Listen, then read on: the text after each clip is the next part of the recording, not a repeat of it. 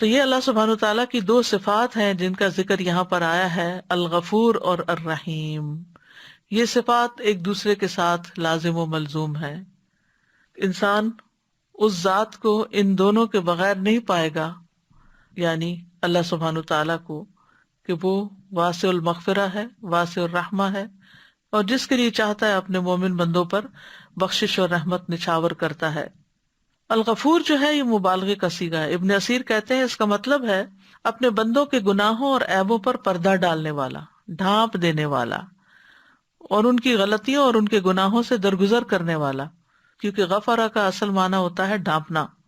پھر مسلسل درگزر کرنے والا، سعدی کہتے ہیں وہ ذات جو مسلسل گناہوں کو معاف کرے، یعنی ہم گناہ کرتے چلے جاتے ہیں اور وہ معاف کرتا چلا جاتا ہے، اور ہر وہ بندہ جو اس کی بارگاہ میں توبہ کرے اس کی توبہ قبول فرمائے، اور خصوصاً گناہگاروں اور نافرمانوں کے لیے بہت زیادہ معاف کرنے والا ہے۔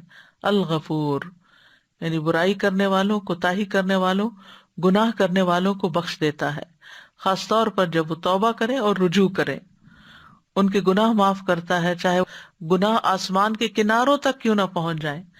وہ ان کے عیبوں پر پردہ ڈالتا ہے، چاہے دنیا بھر میں ان کے عیب بھرے ہوئے ہوں، یعنی دنیا ان کے عیبوں سے بھری ہوئی ہو۔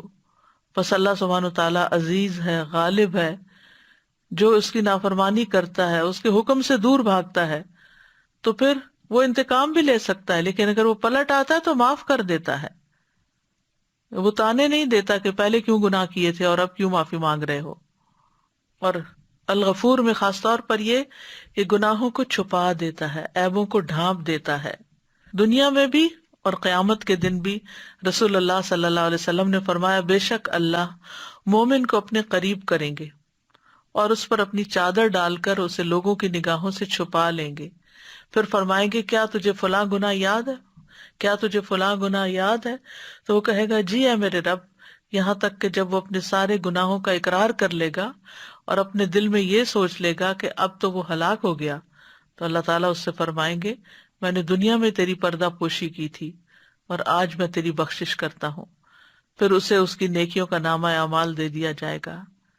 رہے کفار اور منافقین تو گواہ کہیں گے، ہؤلاء الذین کذبوا علی ربہم الا لعنۃ اللہ علی الظالمین، یہی وہ لوگ ہیں جو اپنے رب کی تکذیب کیا کرتے تھے، ظالموں پر اللہ کی لعنت ہے۔ دوسری صفت یہاں الرحیم بیان ہوئی ہے۔ رحیم کا لفظ جو ہے رحمت سے ہے، اور اس کی رحمت دو طرح کی ہے، ایک عام رحمت ہے اور ایک خاص رحمت ہے جسے صرف مومن ہی حاصل کر سکتے ہیں، ایمان والوں پر وہ رحمت ہوتی ہے۔ تو اللہ تعالیٰ کی ذو الرحمہ بھی صفت آتی ہے، ارحم الراحمین بھی آتی ہے، الرحمن بھی آتی ہے، اور مومنوں پر خاص طور پر رحم کرنے والا ہے۔ وَكَانَ بِالْمُؤْمِنِينَ رَحِيمًا، اس کی رحمت اس کے غضب پر حاوی ہے،